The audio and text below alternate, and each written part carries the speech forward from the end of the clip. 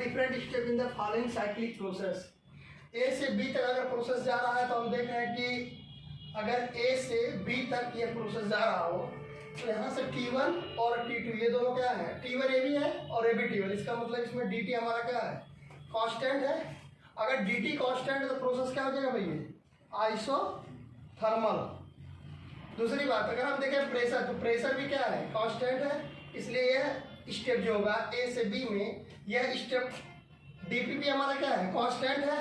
ऐसे में यह प्रोसेस क्या कहलाएगा, आइसोबारिक कहलाएगा। बोलो आइसोबारिक होगा ना।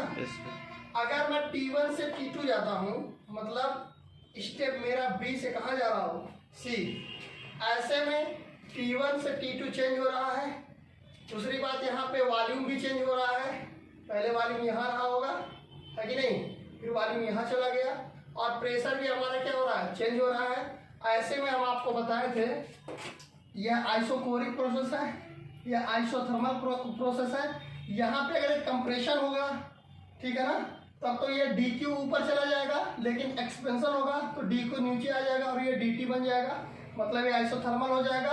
और ये मेरा क्या हो जाएगा, एडियाबेटिक सिस्टम हो जाएगा। लेकिन ये अगर एक्सपेंशन चल रहा है तो ये जो स्टेप हो जाएगा, ये वास्तव में एक्सपेंशन में ये आइसोथर्मल होगा और ये हमारा एडियाबेटिक हो जाएगा।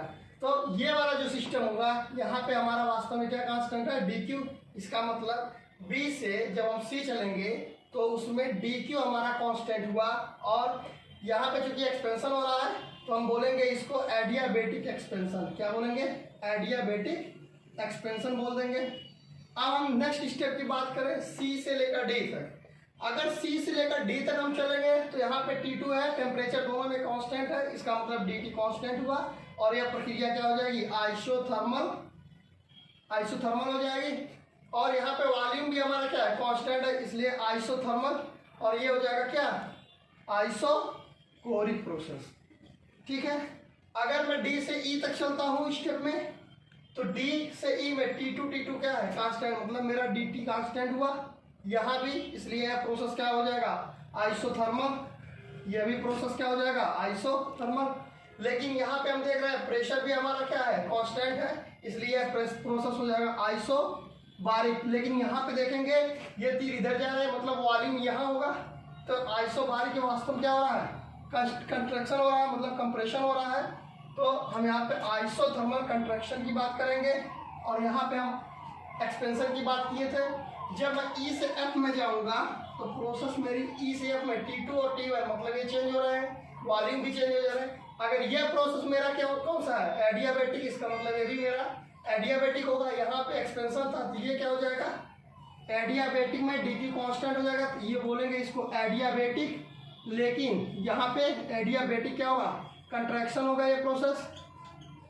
और यहाँ पे आइसोबारिक क्या था, कंट्रैक्शन। ठीक है। F से A तक अगर चलते हैं प्रोसेस में, F से A, तो F T1 और T2, इसका मतलब ये भी हो जाएगा मेरा dt कांस्टेंट, आइसोथर्मल। ये भी प्रोसेस हो गया क्या, आइसोथर्मल। और यहाँ पे हम देख रहे हैं वॉल्यूम कांस्टेंट है, इसलिए प्रोसेस हो गया आइसोकोरिक प्रोसेस। आइसोकोरिक प्रोसेस हो गया और ये आइसोथर्मल प्रोसेस हो गया।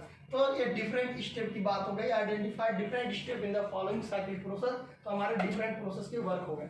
यहाँ से हमने P वर्सेस V में जब ग्राफ खींचा था, तो यह ग्राफ मैंने आपको पहले ही बता दिया था इसमें क्या होगा। ठीक है।